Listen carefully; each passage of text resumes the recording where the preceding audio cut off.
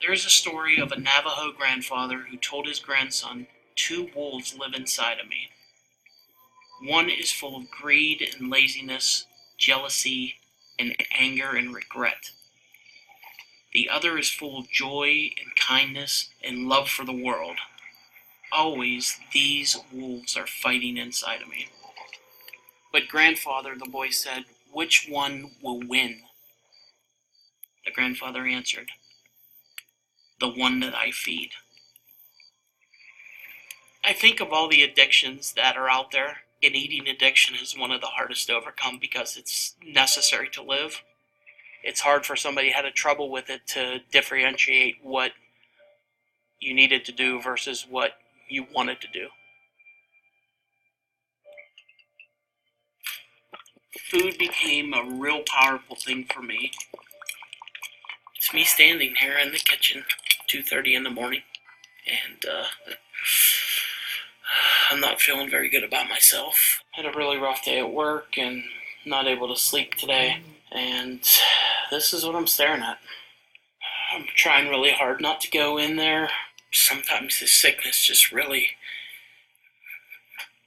controls me.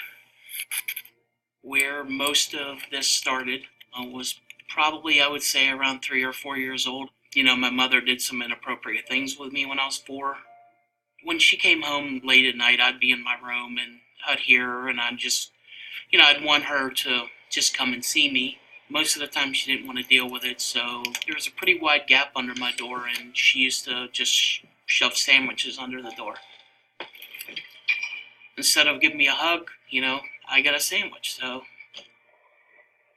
to this day, sandwiches are like one of my biggest comforts. If they serve bread with dinner and I'm having chicken parmesan, I'm going to put it on the bread and make a sandwich out of it.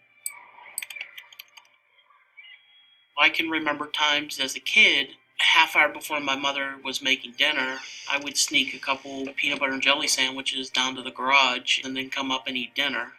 I would just sit on these steps in the garage here, door would be closed, and then I would sneak back out.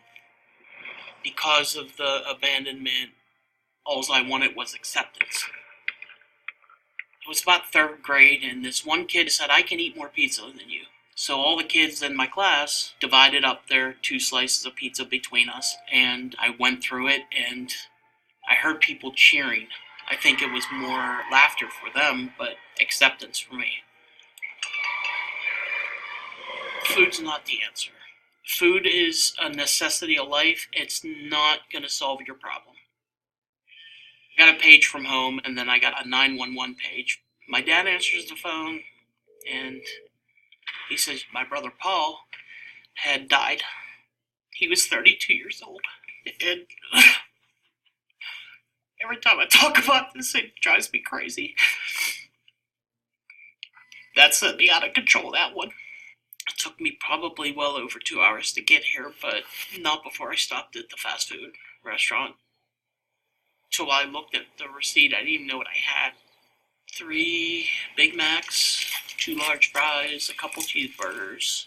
I think I had a 20-piece nugget, and that was less than a mile from here, and I ate it before I got here. Sometimes it doesn't happen all at once. Sometimes it's a period of 2 hours, but it's just constant.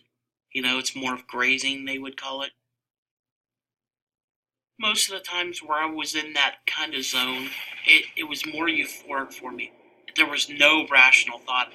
It's almost like a drug addict getting that first hit or first high. Once I was done, I'd be like, "Ugh, I'm such an idiot. Why did I do that?" Start putting myself down, and the negative voices would start talking to you, and then it got to the point where, like, you do it again because you felt guilty for doing it the first time, so you did it again.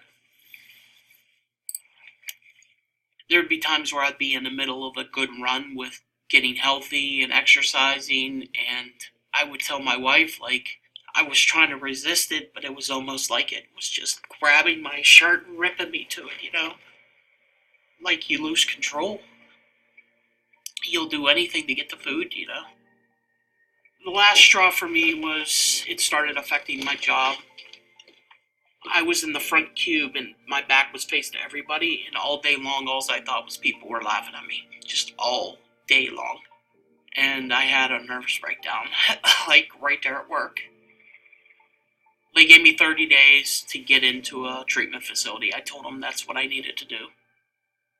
My wonderful wife found a place in Arizona. This place taught me no matter what you eat, as long as it fits into your daily exchanges for that meal, it's okay. This is an example of a meal plan. This is the very important part to staying focused. Even if you have months and months and months of writing these, never wing it. The steady decline of weight will happen if you follow it. For somebody with binge eating, face whatever it is you need to face, because if you don't, you'll remain sick. I'm in a silly mood today. I was thinking about the time when I came home from treatment. I had lost enough weight to ride a bike for my first time since I was 15 years old. It's driving me to keep on working and to keep going. I had 3 goals for myself when I left treatment. Be able to ride a bike again, I did that one. Be able to ride a roller coaster and fit on it, that's my next goal. And the last one is to have a child.